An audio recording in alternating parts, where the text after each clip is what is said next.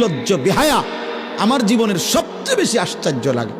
মুসলমানের সমাজ, চারিদিকে মসজিদ মাদ্রাসা, মুসলিম পরিবার, মুসলমানের বাপ চাচা দাদা নানা, এরকম সমাজের মধ্যে থাইকা বেনামাজি বেয়াদব গুরু চা দোকানে বসে কেমনে, হাঁটে কেমনে, চলে কেমনে, মানুষের লগে হাসে কেমনে, কথা বলে কেমনে, কেমনে কথা বলে। মুসলমান এত বড় বেয়াদব হবে, এত বড় নিকৃষ্ট হয় বেটা। 365 দিনে খোদার এক বছরে কোনদিন ফজরের নামাজ পড়বে না, একদিনও না। আরে কি কর, একদিনও পড়বে না তুমি 365 দিনে।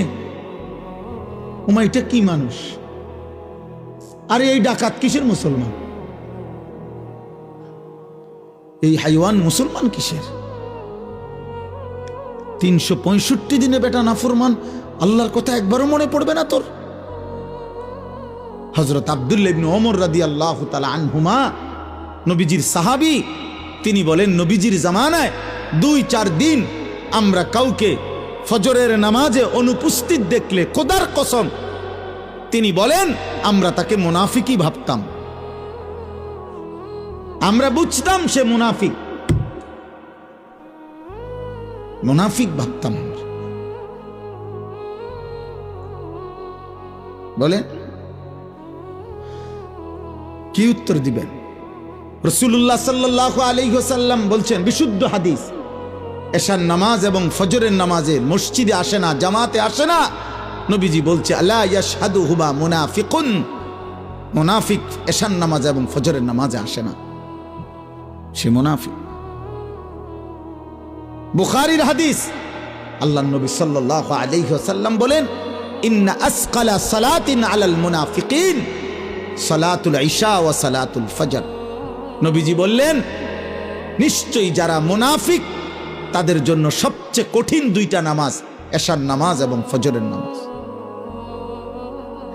রাসূলুল্লাহ সাল্লাল্লাহু আলাইহি ওয়াসাল্লাম বলেন যদি মানুষ জানতো এই ফজর এবং এশার নামাজে আল্লাহ তাআলার কি পরিমাণ রহমত বর্ষিত হয়, নবীজি বলেন লা আতাউহুমা ওয়ালাউ হাবওয়ান, তারা যদি হাঁটতে না পারতো প্রয়োজনে বাচ্চার মতো কনুই এবং হাঁটুর মধ্যে হামাগুড়ি দিয়ে, হাঁটা শিখবার আগে বাচ্চা যে কিছুদিন কনুইয়ের মধ্যে আর হাঁটুর মধ্যে বর দিয়ে দিয়ে আগায় না, এইভাবে হাফুর কাটে, হামাগুড়ি দেয়, আল্লাহর নবী বলেন এইভাবে হলেও ফজরের নামাজের জামাতে আসতো।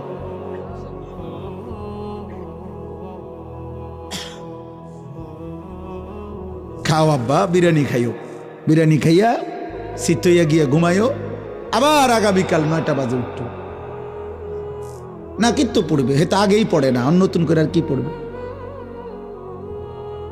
কিতাবের মধ্যে আছে, বুজুর্গানে দিন বলছে ভোরের কুত্তা, সকালের কুত্তা আল্লাহর কাছে বলে আল্লাহ প্রথম নজর যেন কোনো বেনামাজি তার উপরে না পড়ে।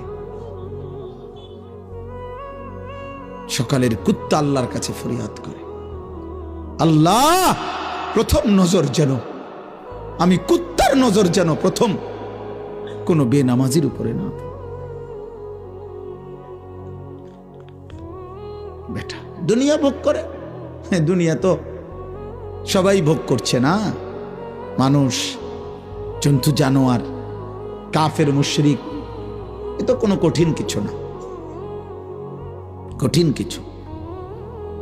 অতএব চলে এটা বুঝতে শেখেন, নওজোয়ান ভাই ভাবতে শেখো, বয়স্ক বাবা ভাবতে শেখেন, আপনার ঘর, আপনার পরিবার, আপনার ছেলে মেয়ে, আপনি নিজের হিসাব নিজে মিলাবেন, পরিবারের হিসাব মিলাবেন।